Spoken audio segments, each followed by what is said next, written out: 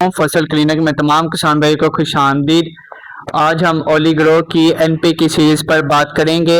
ये जादू प्रोडक्ट है जो कि हम किसी भी फसल में ज़्यादा पैदावार हासिल करने के लिए और फल क्वालिटी को बेहतर बनाने के लिए और ज़्यादा ग्रोथ के लिए इस्तेमाल कर सकते हैं।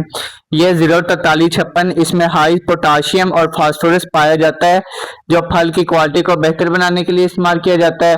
इसमें ये 10-52-10 ये फास्फोरस की कमी को दूर करने के लिए इस्तेमाल किया जाता है। 15-5-35 कपास में ज़्यादा टिंडे बनाने के लिए और नाइट्रोजन की कमी को दूर करने के लिए 31-11-11 और 16-8-24 इस्तेमाल किया जा सकता है। इसी तरह हमारे पास बैलेंस में भी 20-20 चिलेटेड आइटम में भी मौजूद है और इसका तरीका इस्तेमाल 400 ग्राम 100 लीटर पानी में मिलाकर स्प्रे करें।